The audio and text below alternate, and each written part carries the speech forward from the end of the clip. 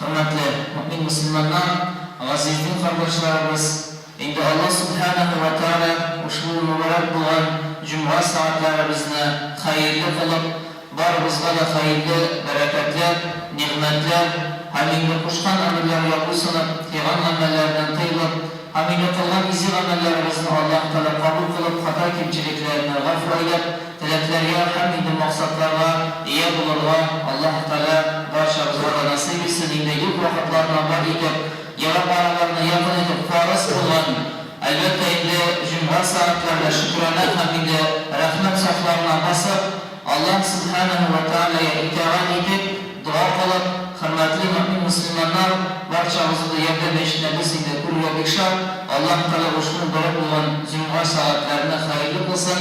Esselamu Aleyküm ve Rahmetullahi ve Berekatuhu. Allah Rabbimiz bu turmuşunu dünyana, dünyada bulunan mahlukatlarına, Adem bağlarına, hamine şulay bir kup nimetlerine Adem babası için bağlılığa getirdi.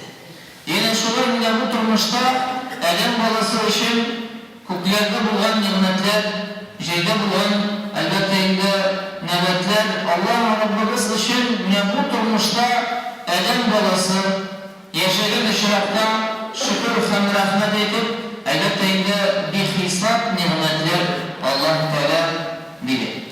Yine şöyle Allah Teala Kur'an-ı Kerim'de buraya birlikte A'udhu billahi mineşşeytanirracim. Bismillahirrahmanirrahim.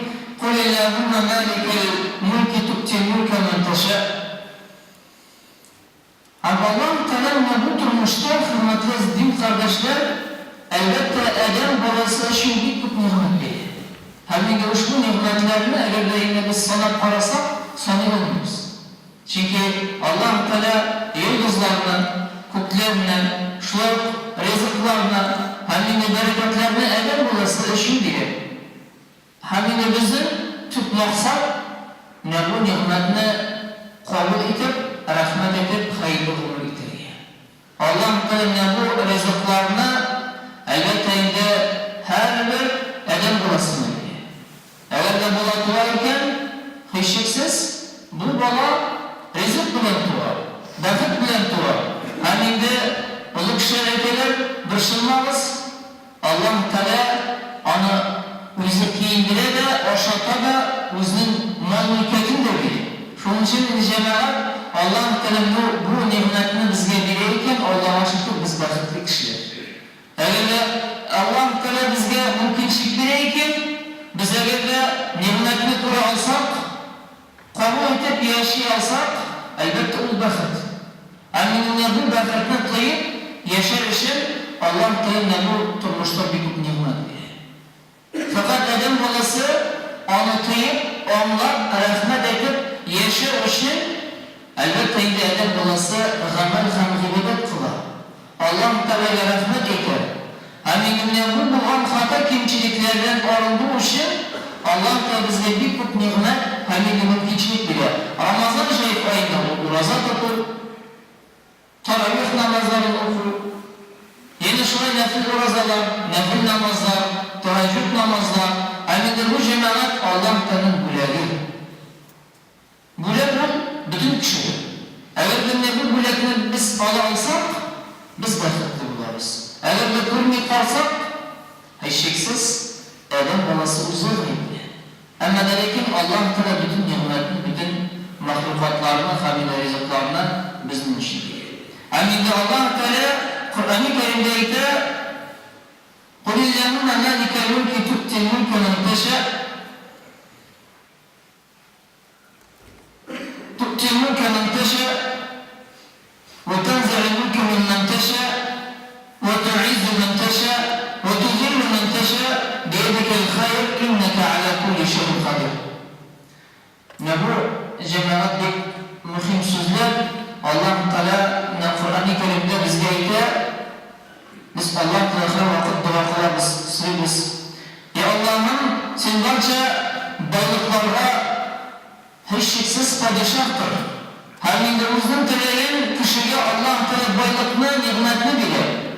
Hamide şuraya Allah Teala dilemelerin kişiler bilmiyor. Hamide şuraya Allah Teala kıldırıp, gamel kıldırıp, onun derecesini yuvarıp kurtarır. Hem yine şunlar, ne bu durmuşta dinden haminde dürüst yoldan yolak kıldırıp, elbette yine hor gitmesin deyip Allah Teala biz müracaat ederiz. Hem yine bir hesap rızıklarına bir işi, o hiç şeksiz Allah-u Teala'yı. Hem yine hürmetli Cenab-ı ne Allah-u Teala bizge ne bu nimetini dileyken, biz hiç şeksiz dürüst yolda. Dürüst yolda bulgan vakitte eden balası La ilahe illallah Muhammedur Resulullah sözlerine doğru kalıp hem yine koşkan emirlerine bu sınıf divan emirlerden tövüp yaşamaya çalışır. Eğer de yine biz karasak, bizim tüp baksak dünyada. Neyse biz ışarlıklı işte. Hiç şeksiz bütünümüz biliriz en birinci Allah-u Teala ışanı. İkinciden namaz oku. Yine şuraya Ramazan ayında urazat oku. Eğer de mümkünşük var iken zekat tülü. Hem yine şuraya selametlik halinde finans yaptan eğer de yine adam babasının bileceği var iken harcılar var. Ne bu turmuşta tüp maksat adam babasının.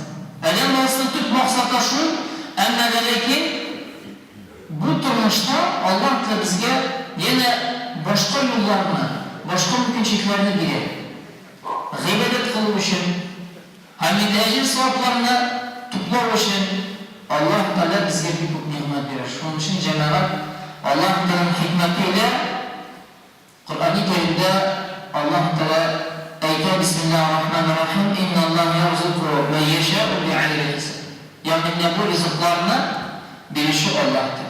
Eğer de Resul-i Ekrem sallallahu aleyhi ve sellem'nin hadis-i şerifine dayanırsa kuşlar Allah Teala'ya tevekkül kılıp irtip kitale rızık tabırlar.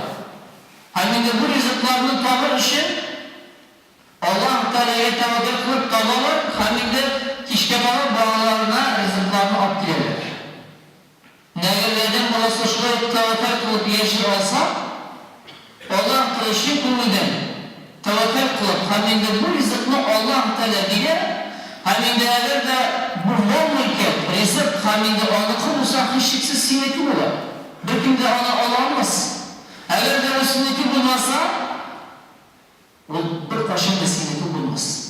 Şunun için Cenab-ı Allah Subhanahu ve Teala bizge ne bu turmuşta bir nimetler, rızıklar, boyutlar, balalar, hani de başka nimetler diyen vakitte bizim de rahmet hamşılık kılıp bu nimetini kalırıp yaşasın, hiç şeksiz bizde değil mi bekletli kişiliği yok diyenizdir. Ama demek ki beklet o hiç şeksiz mi namaz okuda, gamel kalıda, mümin Müslüman kişi ikenlerin Kur'an şuayetinde okuyorlar, şuayet bağlarına, mutlarına anlatarlar. O hiç şeksiz beklet. Eğer de yine biz korasak, kişi namaz okumasa, Allah Teala'nın mecitlerden cevap bulsa, onun eden babasına şuayet yine şuayet cemiyetke hemen de bu enerjisinde yaşayan balağa hemen de mutluğa mesele bekler. O bütün bu turmuşdan gidiyor. İşte Müslüman bu turmuşdan biz kuşlaşıp şu evetinde menhelikte gideriz. Hemen de devam etişip bu. Eğer de yine onlar Kur'an okuyorsa, dua kılarsa, öte yeni rahmet sizgesiz eğittiniz, anlattınız, ne bu hikmet. Şunun için Cenab-ı elbette ne bu nimetler, rızıklar, hiçsiz Allah Teala'dan, hemen de Allah Teala neşik bilir şuayet Allah. Allah Teala bize neşik bilir nimetler şuayet Allah durmuştu da şuayet. Hayatta da bize bile kupmadır vakit bize yaşayıp şuayet Allah bize.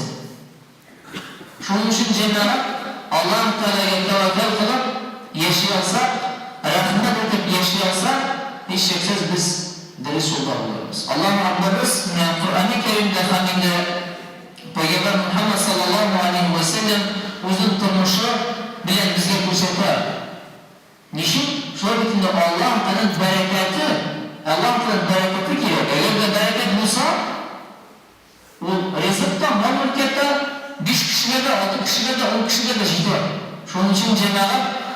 Teala Kur'an-ı Kerim'de devam etmekte. وَاِذْ تَأَذَّنَ رَبُّكُمْ وَاِنْ شَكَرْتُمْ لَاَزِيدَنَّكُمْ. Bu tutmuşta rahmet hamşırlık kılıp yaşayarsak Allah Teala ekranı sizi artırıp bilen bereketine değil. Eğer de bu nimetine tiye olsak, rahmet sözlerini eğiti alsak, ne cemaat bakıp noktası şunda. Eğer de Allah burası tiye olsa, rahmet şükür kula olsa, elki eylenerge, şulay olur kişilerge, hemin birinci Allah-u Teala'ya, ne bu turmuşlar eşiksiz diri sultanlarımız. Hemin cemaat Allah-u Teala gene şulay Kur'an-ı Kerim'e devam etmekte. Bismillahirrahmanirrahim. فَقُلْتُ اسْتَغْفِرُوا كَانَ رَبَّكُمْ فَقُلْتُ اسْتَغْفِرُوا رَبَّكُمْ إِنَّهُ كَانَ غَفَّارًا وَيُمْدِدْكُمْ بِأَمْوَالٍ وَبَنِينَ وَيَجْعَلْ لَكُمْ جَنَّاتٍ وَيَجْعَلْ لَكُمْ أَنْهَارًا. Allah Teala bu nimetlerine, bereketlerine diye tevbe edip Allah Teala'ya rahmet hamşırı kılışı, Rabbimize istiğfara kılıp elbette bu nimetine, rızıklarına, dualarına Allah Teala girişi, şunun için de rahmet edip hayırlı ömür iterya Allah Teala barçamıza da nasip ve miyasar kılsın. Vesselamu aleyküm ve rahmetullahi ve berekatuhu ve semiyyatullah.